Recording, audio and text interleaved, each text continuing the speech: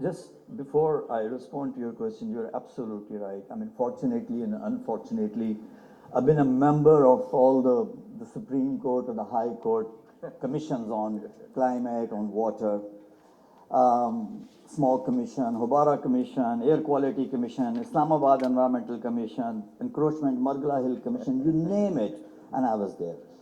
The unfortunate part is that a lot of recommendations which we deliberated upon, did a lot of research and submitted to the court, and the court, gave the directions and orders, the compliance was very poor. So I hope, I wish, I pray that the Awami Commission, when they come up with their recommendation, at least, we use it as part of a joint lobbying and advocacy. Now, nature-based solutions, so we see as the leading environmental organization a marked global shift towards nature-based solutions. I think as we speak, there are more than $50 billion of NBS projects being implemented. And it's not just organizations like WWF taking the NBS, or the nature-based solution agenda, forward.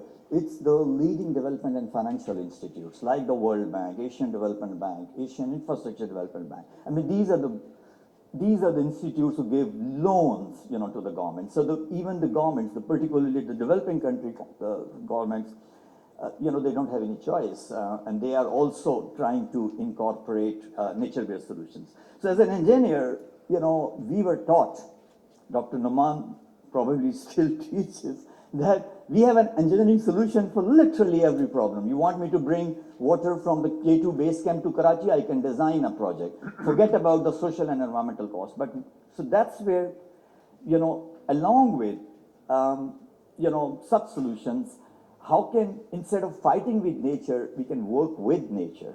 We look at the ecosystem and try to find solutions which are nature positive. Instead of, we used to talk about negative impact, but now we are talking about, the positive impact of the projects.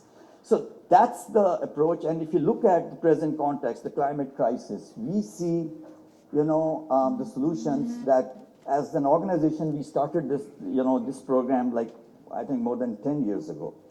The structures that we built, whether they were the flood embankment, the improvement of waterways, improving natural drainage, check dams, gabion structures, small ponds, 80% of these structures survived, these latest floods in KP and GB.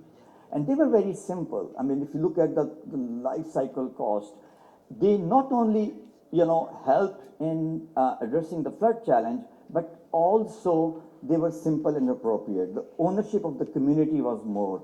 The ecological benefits, or even in many cases, the livelihood benefits. You construct a pond, sometimes you can use that for fishing. It can recharge the aquifer. And the result is, coming to the second part of the question, what's happening? So the result is that based on that, we, and after the 2010 floods, we were thinking about a mega, not mega, but a large, scaling up these small initiatives. So it took us like 6-7 years, and we came up with a project, Recharge Pakistan, which is one of the largest ever Green Climate Fund funded projects. It's all grant, $78 million. Coming to Pakistan, implemented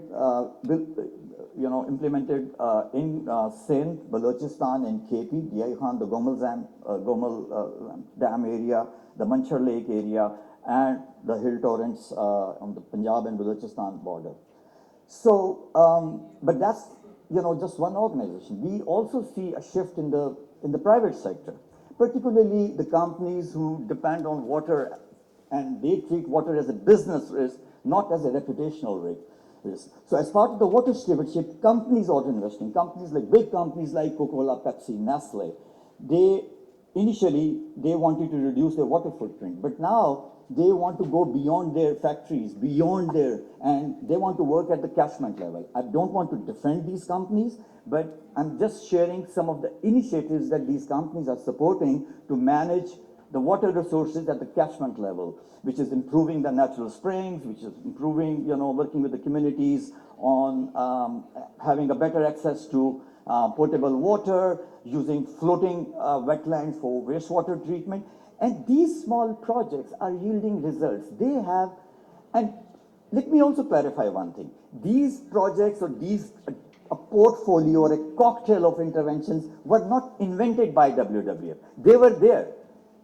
Excellent research done by organizations, suppose like Pakistan Council of Research and Water Resources and other, NIPG and other. It was lying in the shelf.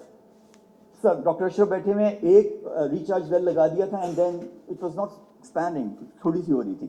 Now, just 150 recharge wells in Lahore, more than 100 in Islamabad. Rainwater harvesting, floating wetlands, NIPG की research थी. We did it and we're using plants which can uptake heavy metals and which can, clean. We're using it for the Punjab. हर गांव के बाहर there's a small pond and you can use these small, such solutions to partially treat and use that water for agriculture, because at the moment, many places you use raw sewage. So my point is that it's not the solution. We are not saying engineering solutions are bad, but we need to come up with a hybrid model where we also use such solutions along with the pure gray structures and engineering solutions. This should be part of the curriculum in our universities, and the need is to gradually scale it up. Thank you very much. Thank you.